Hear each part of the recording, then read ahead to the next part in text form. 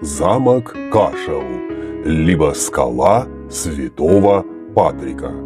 Это полуразрушенный замок XII-XIII веков в городе Кашел, графство Южной Типперери в Ирландии.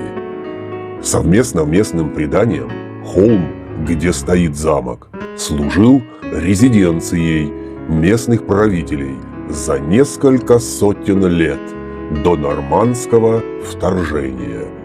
Предание о том, что именно здесь принял христианство святой Патрик, V век до нашей эры, сделало Кэшел местом паломничества.